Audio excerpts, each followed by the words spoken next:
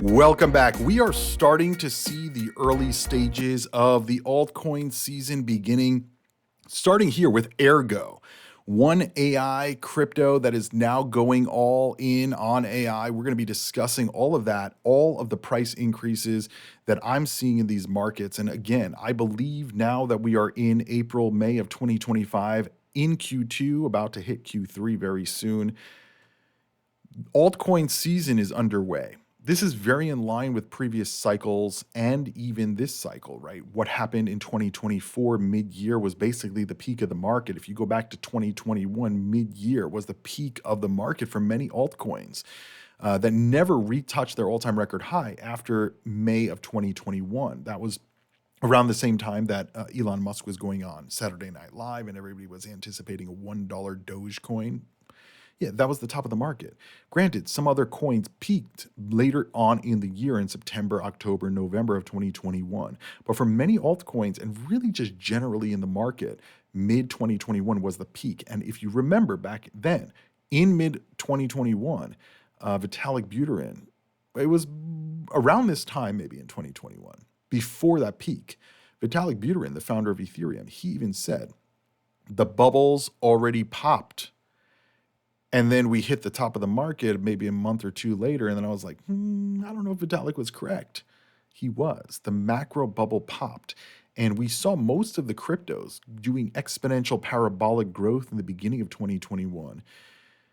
And they basically peaked in the middle or towards the end. Well, we are kind of in the same time frame right now, at least if we're counting months after the Bitcoin halving. The most, based on historical data, the most volatile time in the markets to the upside is 12 to 18 months after the Bitcoin halving. And when I'm recording this, we are in this target zone right now. So let's get right into today's topic. We're going to be discussing everything having to do with AI cryptos, the bull rally, where this is going, and much more. I'm going to give you guys my opinions. We're going to analyze the market. We're going to talk about individual cryptos. Make sure you guys are subscribed to the channel. That way you never miss a new video. And also give the video a free thumbs up because thumbs up are free, but crypto is never free. And by the way, I think that that's actually not true because I think crypto is free in certain situations. But anyway, moving right along, Ray Dalio is saying, I'm worried about something much worse than a recession.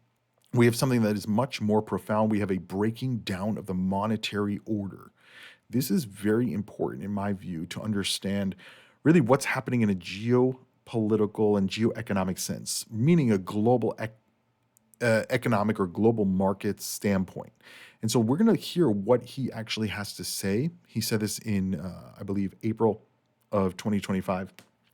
And then we're going to discuss, and then we're really going to kind of deep dive into some of these cryptos and crypto categories that are starting to show the early stages of altcoin season. So let's listen to what Ray Dalio says, and then we will discuss. I think that right now we are at a decision-making point and very close to a recession. And I'm worried about something worse than a recession if this isn't handled well. A recession is 2 negative quarters of GDP, and whether it goes slightly there, we always have those things. We have something that's much more profound. We have a breaking down of the monetary order. We are going to change the monetary order because we cannot spend the amounts of money, so we have that problem. And when we talk about the dollar and we talk about tariffs, we have that. Now, I think we should pause right here because what he's saying is absolutely true, right? When we talk about crypto markets, it's really important to remember kind of investing is a journey, right? You're never, it's not just a light switch that like tomorrow everybody's going to start using blockchain and crypto is going to go to $1 million. This is a journey. It's going to be a forever kind of thing. I mean, people are still gold bugs and talking about gold on a really regular basis, like it's like the best invention in and best investment in the world. Same thing for real estate. People really believe this. I personally don't. I think crypto stocks are probably better investments during this time period and the most liquid. But at the end of the day, guys, understanding that everything is changing around the world, There's a lot of people that still don't understand this, and that's why they are kind of confused and have no understanding of these markets at all.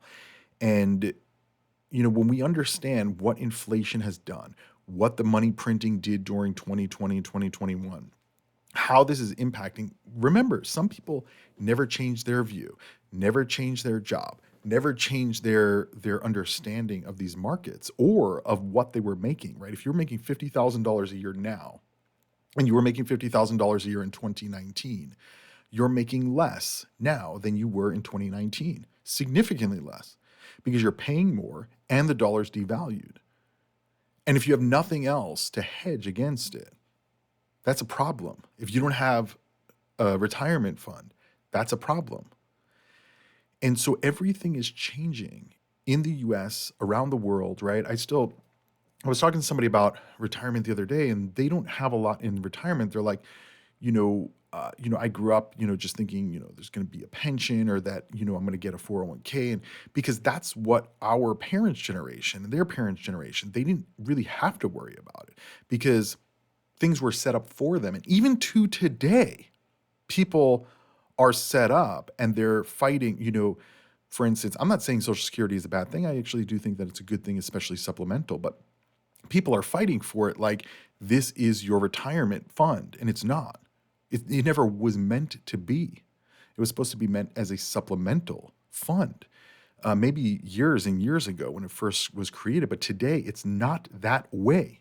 And so if you still think about Social Security as a retirement fund or, oh, my 401k will be fine by the time I retire, it's like, no, you need to work it out. You need to get that retirement fund to, a million or more dollars by the time you retire. You need to do that because nobody's going to do that for you. Your banker is definitely not going to do that for you.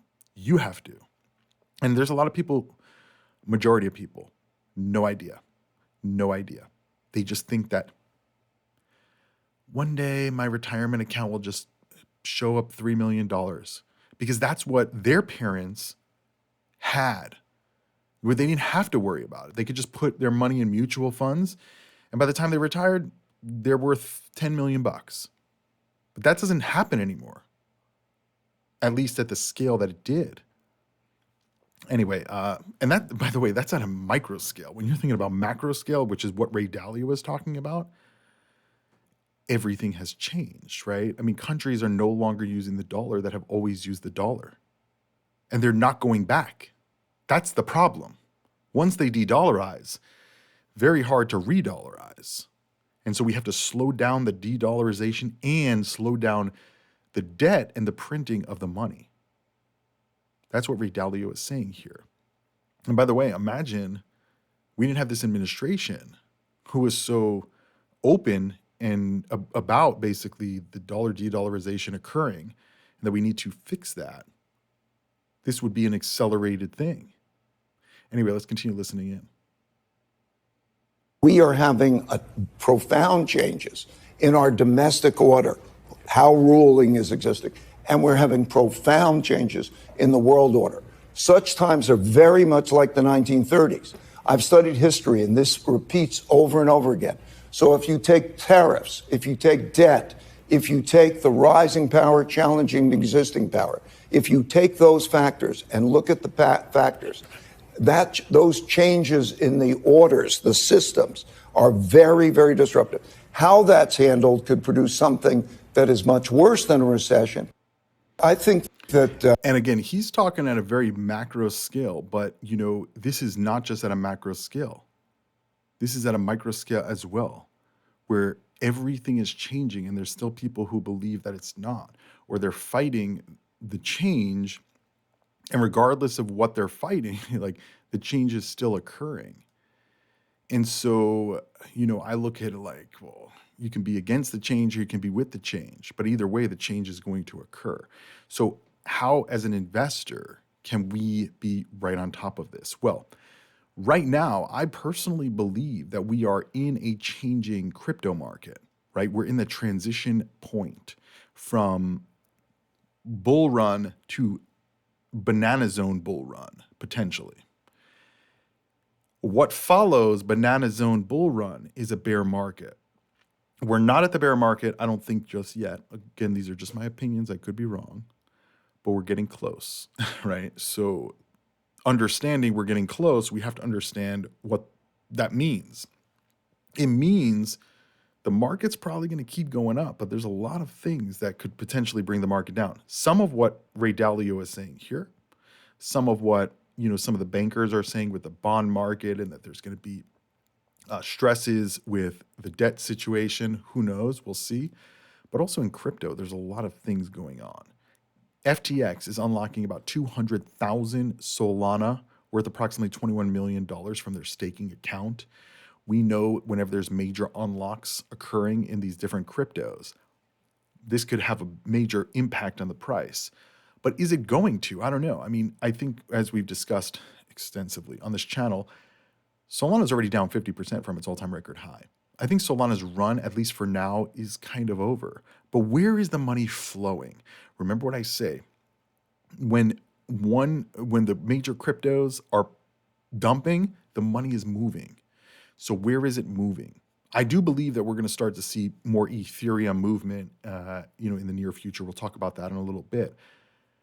But right now, it seems to me that AI is getting the rotation, and we're going to start to see more and more heading into AI. Now, you may say, Cryptoviser, explain more. Why do you think this? Well, if you go to the AI section on CoinMarketCap, you can clearly see the 7-day trend on many of these AI cryptos are much higher, right? Near Protocol is up 5% on the week. Internet Computer up 10% on the week. BitTensor up 31% on the week. Render is up 45% on the week. ASI is up 35% of the week. Injective 20%. The Graph 11%. But meanwhile, I was looking around at some cryptos and I saw this crypto, Ergo. Now, Ergo has been around for a little bit of time now, and you can see on the 1-year chart here. Basically, the high up to just recently was 17 cents on the year, and we hit this peak multiple times, 17 cents, and it could not get past that 17-cent mark in the last 1 year. Well, in the last few days, we saw this crypto. Well, let's pull up the 1-month chart. It went from 5 cents to 35 cents, which is basically a 7x. 700% increase in just the last couple of weeks. Now, why though? And how did this occur? And what does this mean? Well, first of all, Binance delisted the coin, which is interesting because typically when you see major exchanges delisting, the crypto drops, not goes higher. So this could just be an anomaly. But we also, if you do a little bit more digging and research, you can understand that a new improvement proposal for Ergo was just approved and passed, called Proposal 21. And this introduced the House Party Protocol, which is they could call the new unified ecosystem.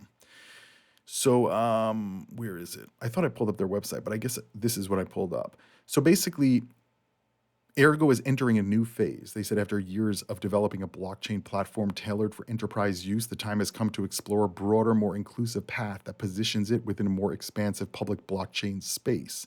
And that brings the House Party Protocol, HPP, basically into the mix. The heart of this transformation lies in integrating 4 key projects: Ergo, Alpha Quark, Boost, and 3WDB. These components come together to support new possibilities where systems can interact seamlessly and add real value across different industries. This proposal suggests an initial evaluation of $200 million for this protocol ecosystem to foster growth. And effectively, the objective is this integration is designed to build a unified end-to-end pipeline for AI data generation, validation, and application, serving as the foundational layer of the House Party Protocol ecosystem. The future of the blockchain market will be defined by multi-chain structures operating both layer 1 and layer 2 concurrently. House Party Protocol aims to meet this future by building a dual layer protocol. Layer 1 for enterprise blockchain and layer 2 for on-chain and AI-specific workloads. Now, this did pass, and if they move forward with the layer 2 expansion, the upcoming network will be built on the Optimism stack with a long-term vision of achieving full compatibility with the superchain, Optimism superchain. I think I did a video on that. A collective of interoperable EVM-based chains aligned around principles of open and decentralized block space. Now, again, the thing that got me like, whoa, is that they're focusing on AI. This is why the price is going up, because they're focusing on AI. It says the post-integration strategy behind the House protocol represents a new paradigm, a unified AI blockchain data hub formed through the integration of these 4 systems. And Ergo is number 1, the AI blockchain data validation and smart contracts. Ergo enhances AI models by verifying training data quality and enabling decentralized execution through smart contracts.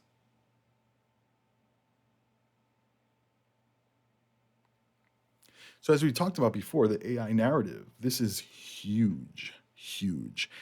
And AI cryptos, there's very few that are actually running AI on-chain right now and or have the capabilities to do that. And so any of the blockchains that are focusing on this, even a little bit, have a huge leg up. So they talk about AI training, lightweight AI models for hosting and local training, smart contract integration with AI logic. And then they talk about the 2 different layer 1 and layer 2s. And then for the other parts of this House protocol interface is real world assets and NFT data infrastructure, right? Putting real world assets on chain. The third is human data collection and synthetic generation of data. And the fourth is data and AI model verification. And that's through all of these different protocols. Now, keep in mind, this is a new protocol that's going to be using all of these. So it sounds more like a kind of a new protocol that's also using the other ones. So this could be why we're seeing this huge increase in the price of this coin. But this could also be a huge dump right after. It really depends because the market cap is so low here. $157 million, right? This sounds very similar to the ASI integration, where Ocean Protocol, Singularity Net, and Fetch AI merged. But this does seem less of a merge and more of a kind of a cross-chain protocol interface. It says as more projects build directly on this House Party protocol, its utility is expected to grow, especially with new initiatives bringing additional value to the ecosystem. It will act as the unified utility token of the protocol. So again, unified utilities. So that tells me that these are going to be separate entities, which I think is good instead of merging the coins into one. And again, I could be wrong on this. This is a very initial kind of analysis. And it doesn't really say anything about receiving the coins if you own the old coins. So keep that in mind also. But again, if you have like a new cross-chain protocol ecosystem, similar to like a Chainlink in the Ethereum ecosystem, that's doing just AI and real-world asset type of connectivity, this could be really, really big. I mean, this could be multiple billion-dollar big, which is another 10x from here. Another 10x. That's potential. Okay, I don't know that that's going to happen. Again, you can see the volume chart down here. There's basically no volume in this coin except recently when the price has been going up. Typically, when you see prices go up on low volume and low market cap coins, you'll see a reduction shortly thereafter. But again, my focus on this video is not necessarily this specific coin, although this coin has done a 700x in 1 month. We're now at 400x in 1 month. But it's the category. The AI category is starting to pump. And nobody's talking about it. Nobody notices this. Except for the Cryptoviser here, right? But the point for me is like altcoin season may have already begun.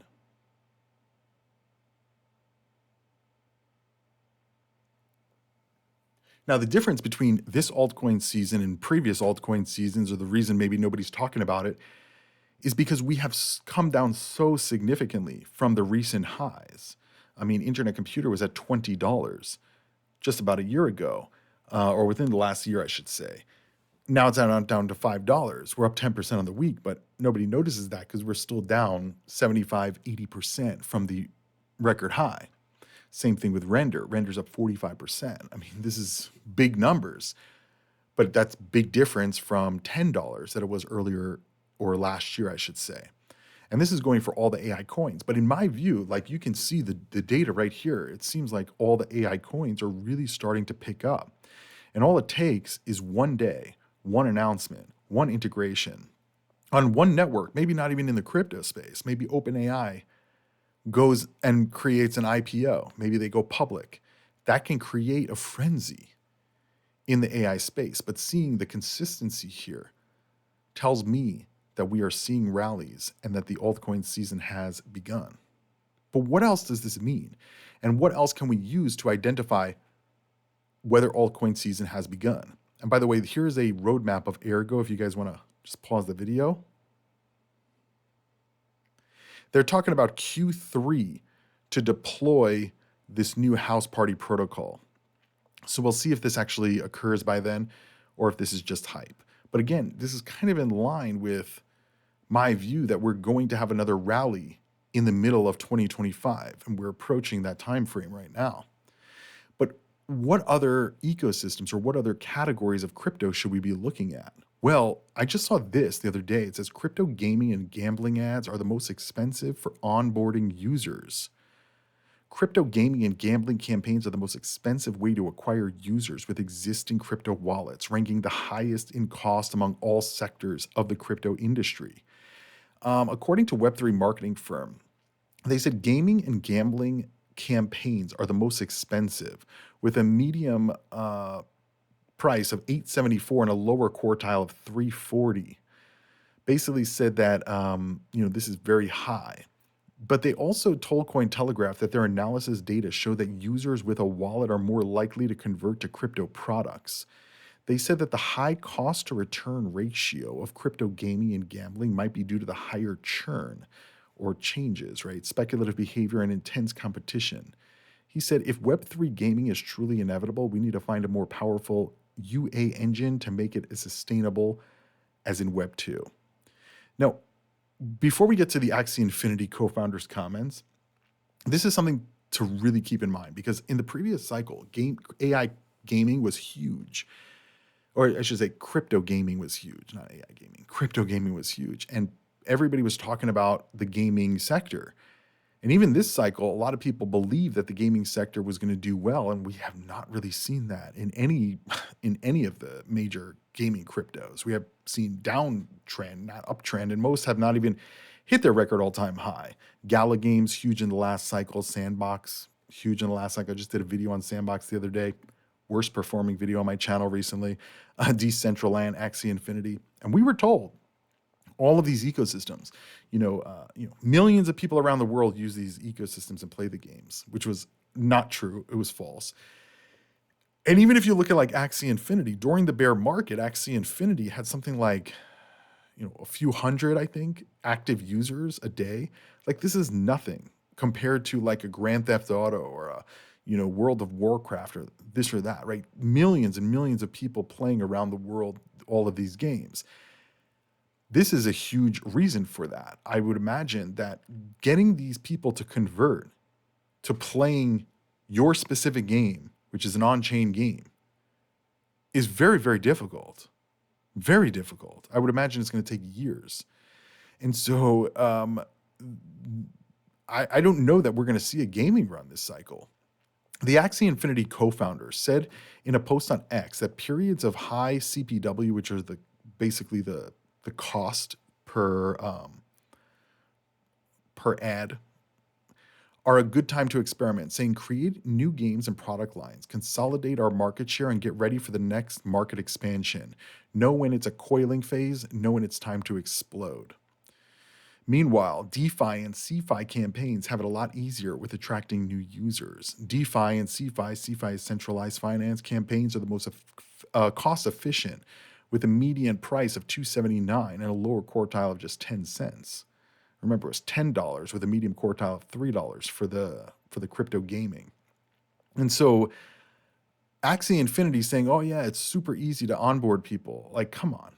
How? Who's going and playing Axie Infinity? And how are you acquiring new customers? Because that's not really a game for adults, number one, and definitely not adults who are in crypto, right? I mean, I don't know anybody in crypto who's playing any of these games. And so even alluding to that is ridiculous. But that's not what they should be meant for. I mean, Immutable, for instance, is the engine that powers the games. But you have to get people to play those games. And so I don't know that any of these ecosystems in crypto gaming have achieved that. You know, when we think about gaming and AI has achieved more in terms of use cases and in terms of actual integrations with large scale companies. I mean, think about Render. Render is being used by Apple based on what we saw last year. And so that's a real integration of the technology. And that's using AI and also gaming. You know, it's kind of like on the cusp of both of those categories. But people are actually utilizing that. People are actually using that platform and that ecosystem. You know, I don't know anybody who is actually using the sandbox. And again, this doesn't mean they're not investable. This is just back to the fundamentals. Are people using it? You know, blockchains that say, oh, you know, we have all the usage, we're better than Ethereum. They don't have anywhere near the usage or the transaction throughput as Ethereum, but they're claiming that they're just as good or better than Ethereum. It's like, what are you basing that off of? All right. And so AI cryptos, we know are going to do well. We know they're doing well. The gaming cryptos, I mean, they're kind of starting to pump as well, but maybe not based on fundamentals. But that's what altcoin season is about, guys. Altcoin season is just pumping everywhere. It doesn't matter. It doesn't matter why it's pumping. It's just pumping. Look at the AI crypto. Sorry, these are the gaming cryptos. Look at the gaming cryptos. Immutable's up 12% on the week. Sandbox, 17%. Gala, 18%. Floki, 20%. Decentraland, 40%. Axie Infinity's down. Superverse is up 44%. And again, many of these are still down from their recent highs or yearly highs. And so there's definitely a potential, especially if we are going into the final phase of the bull market. This could be it. This could be the altcoin season to remember. Anyway, we're also seeing kind of expansion into some of these newer cryptos, like the Say blockchain. Trump's World Liberty Finance buys 775,000 in Say in an altcoin buying spree. Now, we know World Liberty Finance has been doing this. We know that a lot of companies and individuals are buying a lot of crypto. Well, now they've added 4.89 million Say tokens to their portfolio. We've been following World Liberty Finance portfolio for quite a while. They have a large number of Ethereum, Tron, Ondo Finance, Avalanche, and now Say. Let's see. If we go to Arkham, let's see what is in their portfolio. You can see this is holdings. They have 25 million USDC, 162 wrapped Bitcoin, almost 8,000 Ethereum, 10 million or 11 million Tether. These are dollars, by the way. They have $40 million in Tron. Oh no, these are the coins. These are the dollar values. 25 million in USDC, 13 million in Bitcoin, $13 million in Ethereum, 10 or $11 million in Tether, $10.5 million in Tron, 8.3 in staked ETH, 5.5 million in White. I don't even know what White is. AETH USDC, 6 million. I think that's just a derivative of USDC on a different chain. But yeah, very interesting stuff. But the bottom line is, like, look at the protocols that they're investing in, that they're putting their money in. In my view, these are all Ethereum based, DeFi based, and highly interoperable chains. That's where their money's going. And I think that's where money is going to go. But going back to the gaming thing, Nevada judge says that the Kalshi event contracts are legal. Now, we've been seeing a lot more of kind of this betting markets around the world. And here in the US as well, a full ruling in the Kalshi case in Nevada came out, which was good news for the event contracts company. The judge ruled that Kalshi restraining order, okay, the judge said it's not up to the state regulators to oversee Kalshi's business, but it's a matter for the CFTC, the Future Trading Commission. That's very interesting. So basically, he said Nevada regulatory agencies have no jurisdiction to decide Kalshi's conduct violated state laws, where those activities are legal under federal law. Now, this is also very good for crypto in general. Obviously, we're seeing a lot of winning in the crypto regulatory space. We're seeing a lot more focus on not regulation by enforcement, but regulation by like, let's work together. Let's make sure that the customers are safe. Let's make sure that these platforms are safe, that they're legit. But let's remove all these regulatory hurdles that stifle innovation that we've seen occurring over the last few years. And I think this is very, very bullish. I don't think the market has fully priced all of this stuff in yet. The Trump organization buying all of these different cryptos, just the macro kind of feelings about cryptocurrency and blockchain, what we're seeing here in these AI and gaming categories with these pumps. I don't even think people are noticing this. And so when are they going to notice? Potentially when we're much, much higher.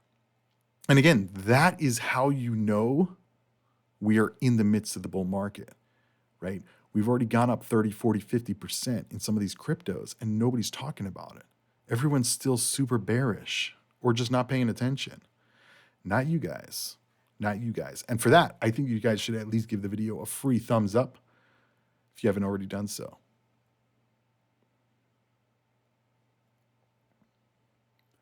So listen, guys, in my view, this next rally, this next leg is going to be very unexpected, but we're already seeing it happening, right? These cryptos, I mean, Internet Computer can go to $10 and there will not be a peep. Render can go to $10, there won't be a peep. Near Protocol can go to $8 and there won't be nobody will say a word. When these start to get close to their all-time record highs, this is when we're going to start hearing, oh, look at Internet Computer, it's hitting $20 again. This is the time, in my view, to either have acquired or acquire or have your numbers to acquire, because I don't know how much longer we're going to be at these suppressed prices. There is a potential that over 30, 60, 90 days, we move higher. And keep in mind, when we're in a bull market, everybody's in bull mindset. And so if you say bear, you say we're going to go down, they don't want to hear it. When that happens, that is the key to sell. That's the signal. When everybody's so bullish and you start to see the red in this column, that's the time to sell. Because right now we're seeing green and not a sound from anybody. Not a sound from anybody. We're Liberty Finance, all the Ethereum ecosystem, everybody's bearish Ethereum. Ethereum's going to shit. It's the worst coin in the world. It's the worst technology. It's terrible. Meanwhile, this is what Trump and World Liberty Finance are buying. So how can you be bearish on it? And the U.S. could use gold reserves to buy Bitcoin, according to White House officials. They may already be doing this. I don't think they're going to announce it and then do it. I think they're going to do it and announce it, or then announce it. And so imagine the correction in the price of Bitcoin and then the speculation move in the rest of the altcoin market when and if that happens. Imagine they come out and say, we're going to be buying $1 million of Bitcoin and we're going to be selling gold reserves to do it. And we're going to have 1 million Bitcoin by the end of this Trump presidency, we're going to have 1 million Bitcoin. There's a possibility they say that. And I believe the corrective move, Bitcoin instantly, 20, 30, 40, 50% higher, almost instantly. people are going to be talking about it's going to be a frenzy. And the altcoins, everyone's going to be speculating. They don't have to mention a damn word about anything else besides Bitcoin. People will go to, oh, they're going to buy Ethereum next. It's going to happen tomorrow. They're going to buy Ethereum tomorrow, definitely. And then Ethereum, boom, overnight doubles in price. Then they're going to say, oh, yeah, it's going to be Solana next. They're going to definitely buy Solana. Boom, they're going to, and it's just going to be a speculative frenzy. But I don't think that frenzy is going to happen until we see green across the board, double digits, and also hit record highs again. But by the time we hit the record highs, if that's the time that you're buying, you're already too late. You're already too late because the bull run has already began. And the final leg of the bull run, I think, is underway right now. And this could last 1 month. This could last 1 week. This could last 6 months, or this could last a year. Everybody is anticipating that November is going to be the top of the market for Bitcoin. To me, that says it's not going to be November. It's going to be before November. And remember, the top of the market historically in November has been at the beginning of November. And so that's very close to October. So if everybody's anticipating November, the beginning of November as the top of the market, and October's right there, it's probably going to be September, if not before. If not before. And so it's going to be a very interesting time in the markets. As always, I'm going to keep you up to date on my opinions, my analysis, and my thoughts on the market. So make sure you guys are subscribed to the channel. Give the video a thumbs up. Let me know what you guys think down below about all of this craziness that's happening in the markets and the fact, or the opinion, I should say, that we're already in altcoin season. Do you believe that as well? Have you looked at the AI prices on the 7-day? And what about gaming? Let me know down below in the comments. I'll see you guys when I see you. And as always, invest responsibly and crypto on.